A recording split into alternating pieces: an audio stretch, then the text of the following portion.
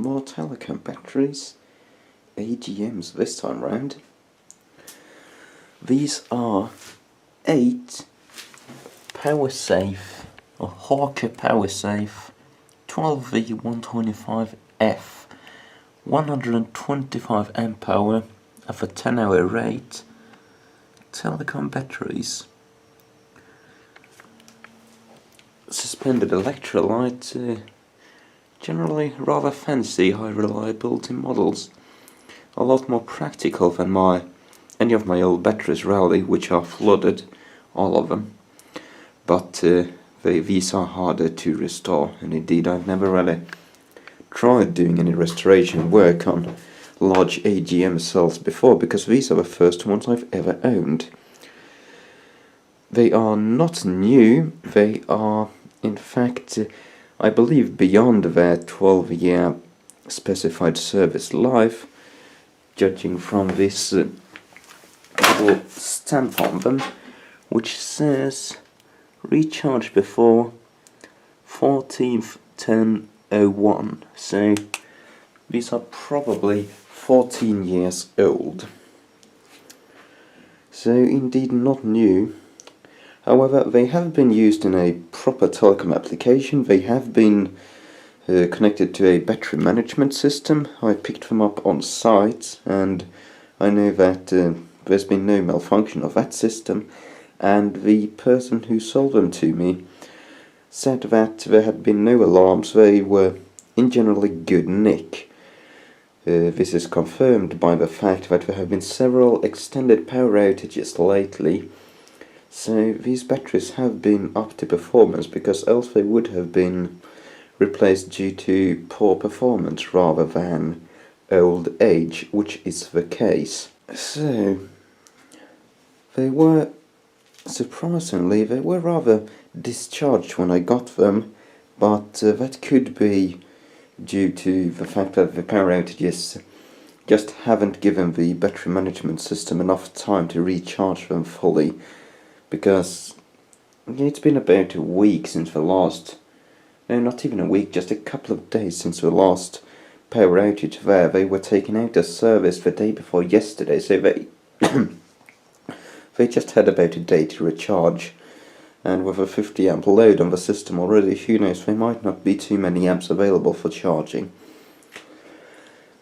This particular one was considerably more discharged than the others. It had less than 12 volts at the terminals, only 11.9 something, but other than that the others were in the range of 12.4 to 12.8 volts, most being around 12.6, so it's not too bad. And this is the one that's hooked up to the lab power supply, and indeed it is slowly drawing more and more current, so I think there might be some hope for it too, despite it having been obviously kept at a non-fully charged state. Judging from the videos of fellow YouTuber Nolgar24, who has a similar kind of batteries, I believe he has a heap of 100 amp hour NSS data-safe batteries, similar but orange in color, and of course with some kind of different materials inside. They seem to be, from his experience, rather durable cells, and indeed all of these seem to be at least holding up, so I'm in good hopes. I've got more of these coming in the next couple of months, I believe. I might be getting my hands on quite a few of these actually, because a local telecom's replacing a whole heap of them. They should also have some 155 and 170 amp hour cells, as well as some Sonnenschein 300 amp hour 6 volt cells, which I'm very much looking forward to. I'm a Sonnenschein fanboy, and I like big batteries. Above all, these are from 48 volt systems. They were of course hooked up in 2 strings of 4 in series, so I can use these to construct a 48 volt system for my solar system rather than the current 12 volt system, which is way too low voltage to actually be of much utility. I'm going to need to get more panels in order to do that, but hey, the batteries have a big expense and I've got some of those now, and I'm going to get more cheaply in the future.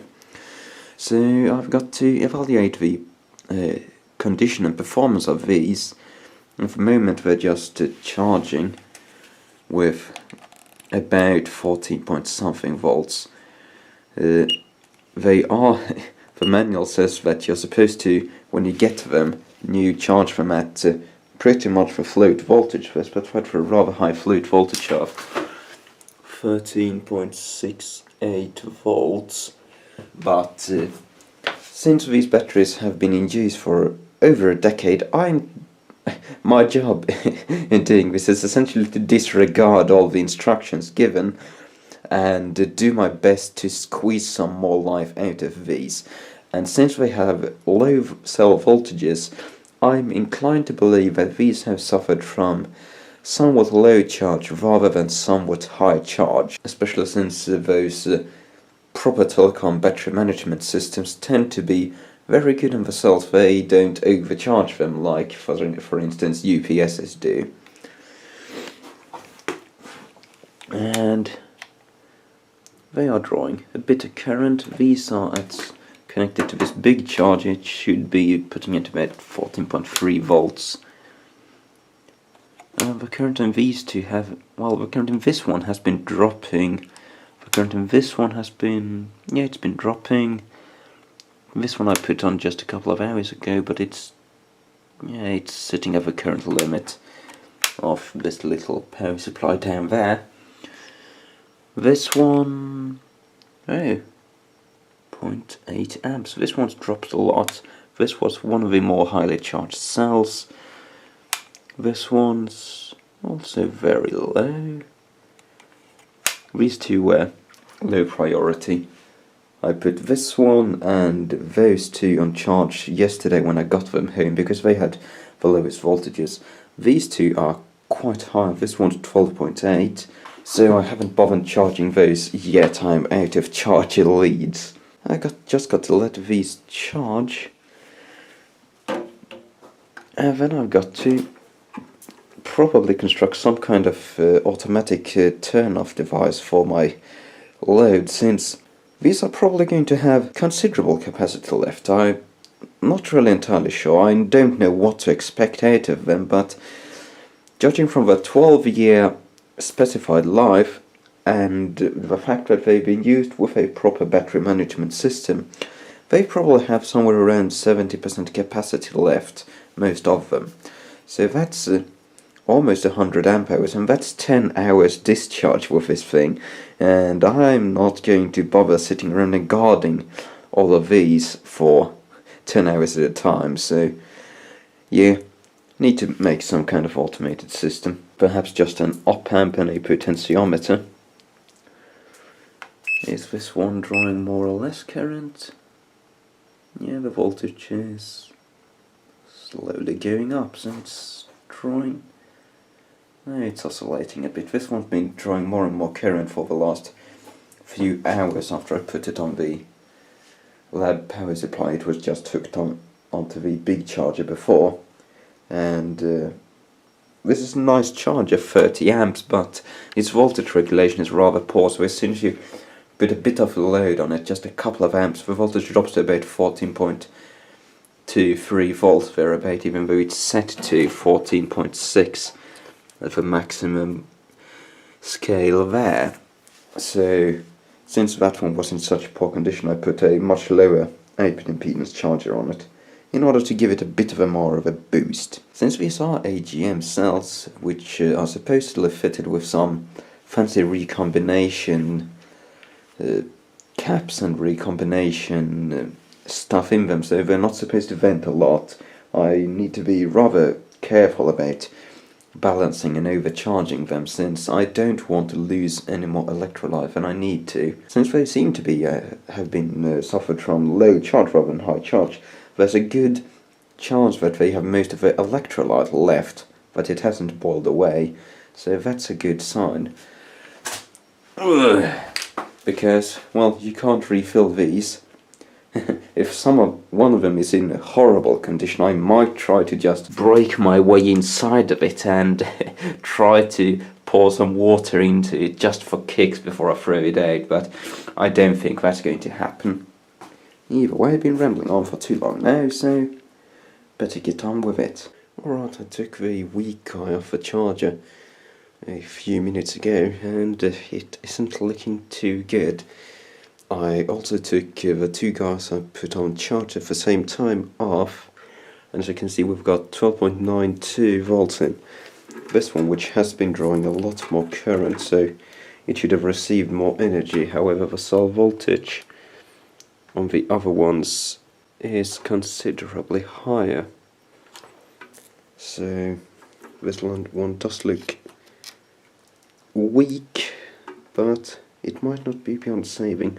I noticed it mostly just started getting warm, that's why I took it off. But I've got the load hooked up for a quick test run, so let's see what it does. Hey, there you go. At a 10 amp load, we're definitely getting a reasonable voltage.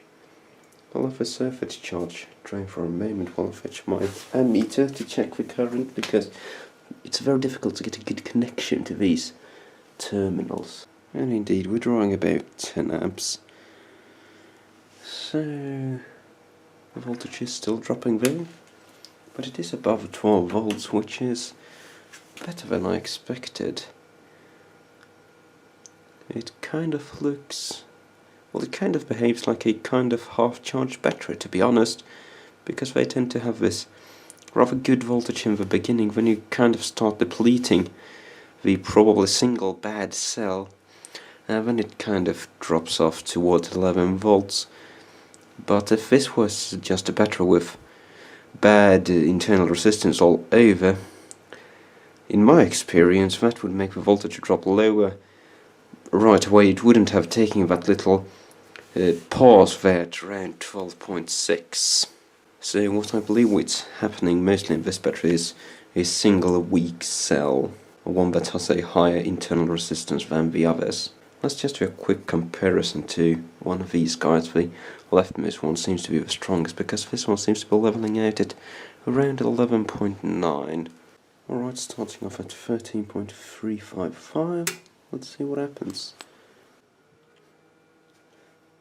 It is certainly dropping slower. The other one went down below 13. Well, it started off below 13. So we certainly do have a lower internal resistance. Well, we have a higher surface charge on this one. We can't really say anything else. But this one started to slow down at around 12.6. So let's see what this one does. It took a couple of minutes for it to get there. This one's definitely going to drop below 12.6 rather quickly as well. This is a good sign for this one, since it implies that this obviously better condition battery, due to the higher charge state I got it in, also has a somewhat high internal resistance.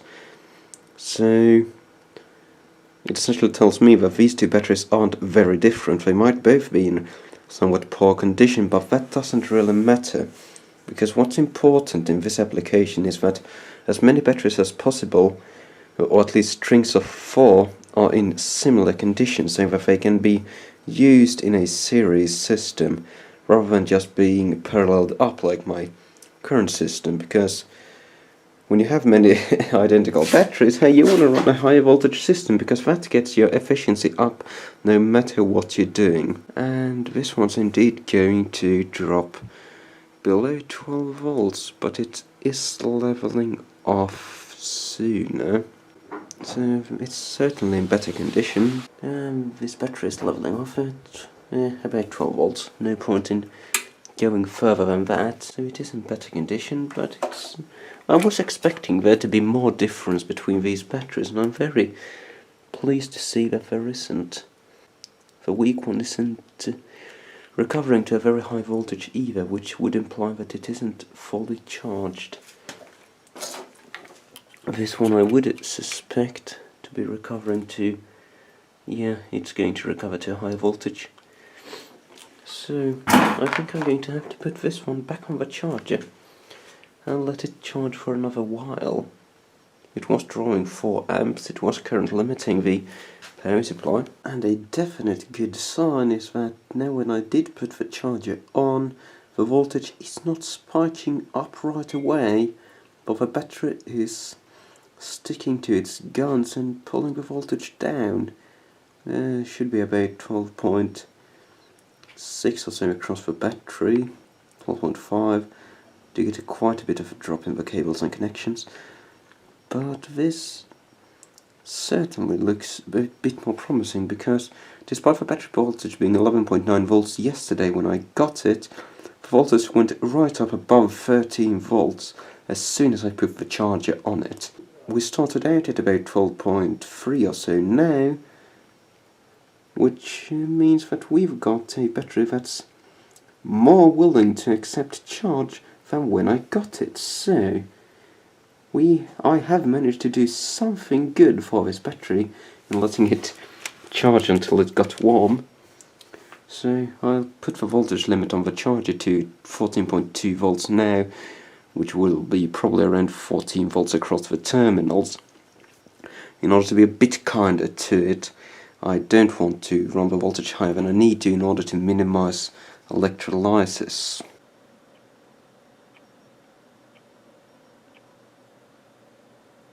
So here's the first prototype of the timing circuit that I'm constructing for testing the batteries. It's really simple, it's just built around a single LM324 op-amp and an old clock. And a few hours later we have a little board. Since this is a 2-conductor relay, I can, for instance, connect the power supply to my load to one of the contacts and a battery charger and the battery to the other, so that once the testing is finished and this relay switches its setting like that, it'll actually hook up a battery charger and charge the battery back up automatically. Good news, the testing system worked perfectly. Bad news, I stopped this timer after I noticed it's finished at 20 minutes. That's about 4 amp hours. So that battery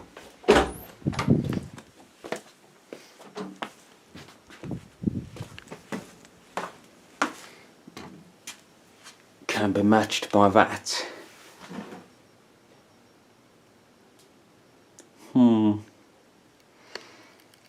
It seems I've got a project ahead of me, because that's frankly just pathetic. 4 amp hours. I certainly hope that the others are better. Also, I just bought myself a trip to the scrapyard, and thankfully testing the leftmost battery now, it seems to have a bit more juice to it. This one didn't even manage to push the voltage up at all. It just went down to about 11.7 and then dropped like a stone. Whereas this one's pushing it back up as a healthy lead acid battery should. It's about 5 minutes into the test. So this is thank goodness this one is looking better. Gonna have to see how far it rises. It's actually going rather quickly. Fingers crossed. Come on. Turn around.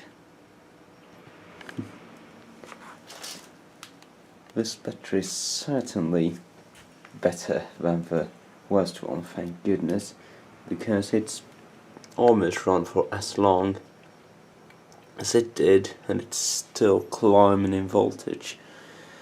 So yeah, perhaps this one will get to the 40 amp hour mark rather than 4. It certainly is climbing stubbornly. I don't think I've ever seen a battery climb for almost 17 minutes before. They usually settle within about 10. There we go. 20 minutes in and we're just starting to turn around. Very, very, very slowly. And it certainly is showing promise. Running in 4 hours 15 minutes thus far, and with over 11.5 volts left. More than 10 times the capacity of this guy. So that's a relief. Even if all of these are about this capacity, I'd be happy. I mean, if all of them were 40 amp hours, I'd be satisfied. But by the looks of it, this is going to be closer to 100, I'd say.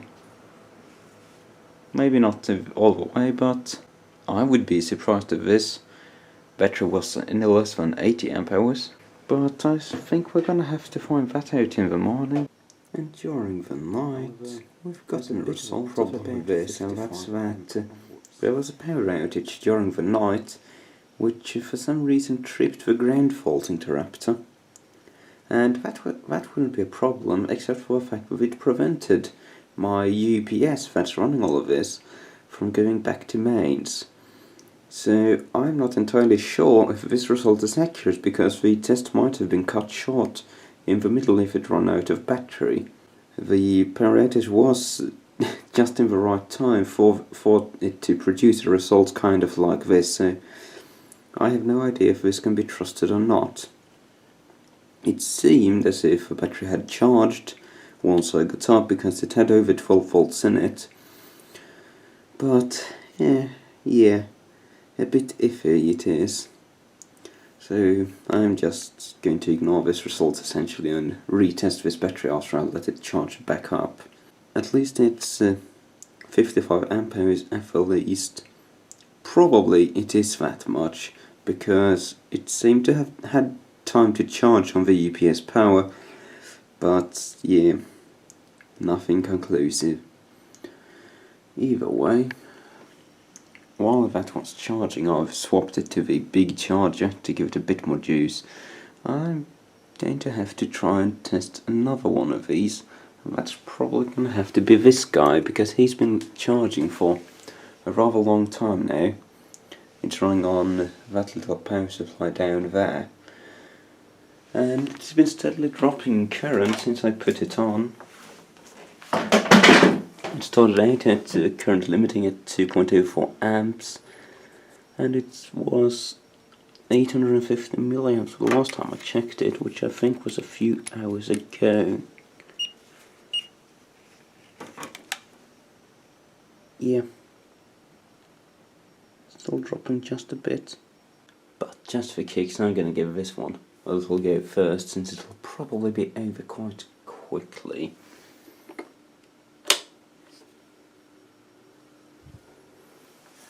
Who knows? It might be possible for it to make a recovery. The voltage certainly seems to be dropping slower this time. And would you look at that?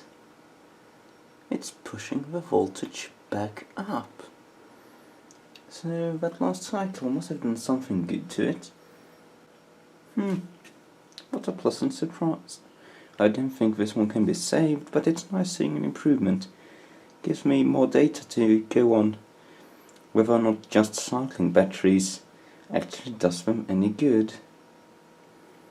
Perhaps it's even going to go about 12 volts. Okay, well, that certainly was worth trying to do this, since we've more than doubled, right around tripled the capacity of a battery, and it's still going strong. It seems as if we're going to end up somewhere around 20 amp hours. I'm probably being a bit optimistic this time, let's say 15.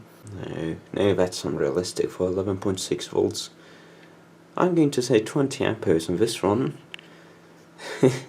So that means by cycling this battery once and recharging it, we've more than quadrupled its capacity. That's a rather significant improvement, and it's enough to make this battery somewhat useful. I can't wait to see what's going to happen once I cycle it a bit more. Sweet. And wouldn't you know it? Almost 15 amperes spot on. Alright, just took this guy off the charger, and it's looking quite good. The voltage is dropping very slowly. It isn't drooping anywhere near 13 volts. So I've reset the timer. Let's see what happens when we flick it on.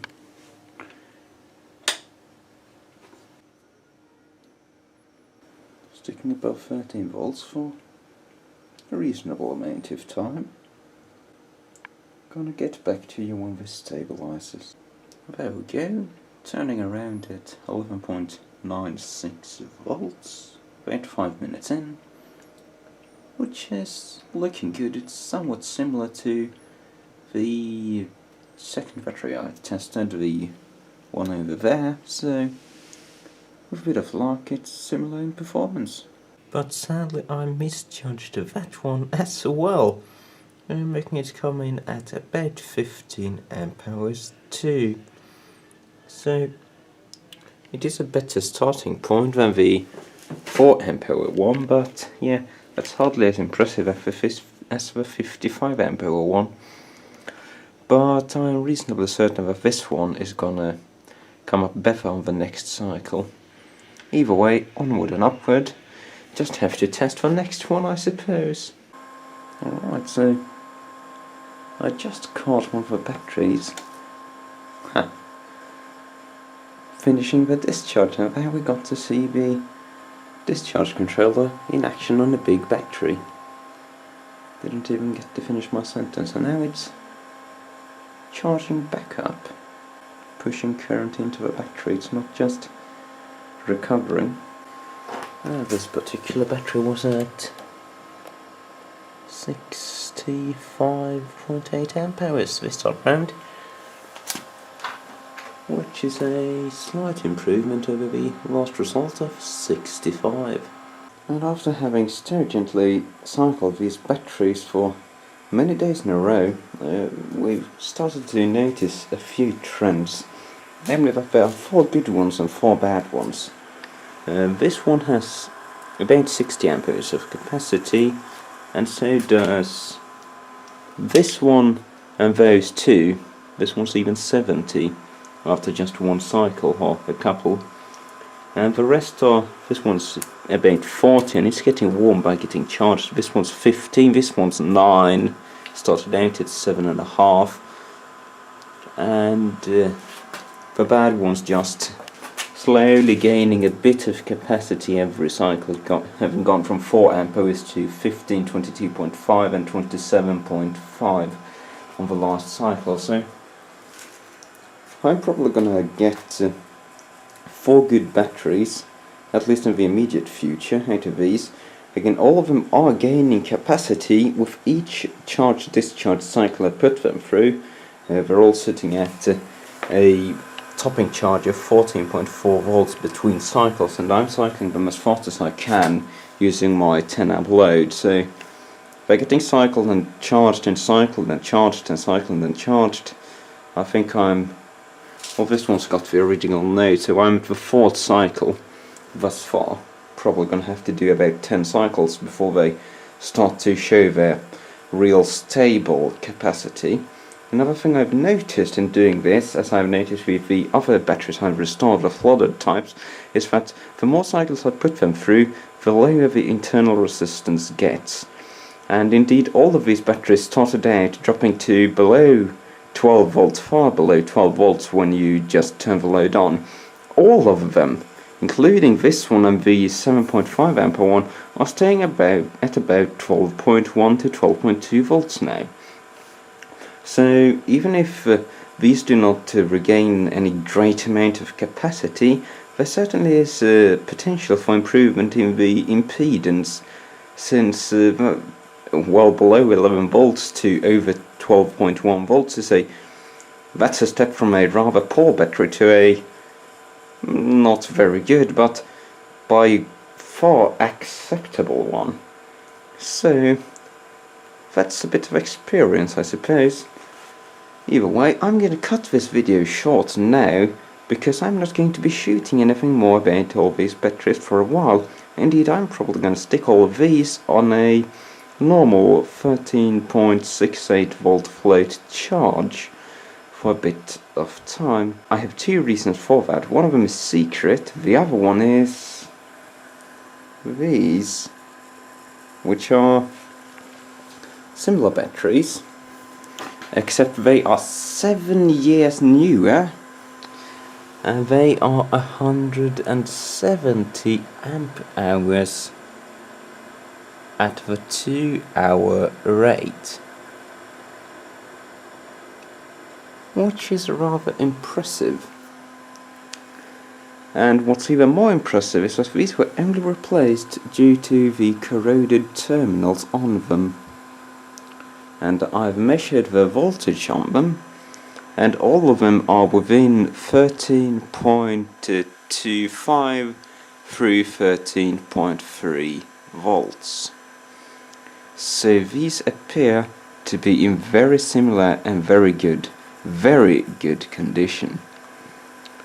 Only load testing will tell, but I am far more optimistic about these than I ever was about these, or indeed any other batteries I've ever brought home. I mean, they're from 2008, they're practically brand new. These have a 12-year life cycle. So, cheerio.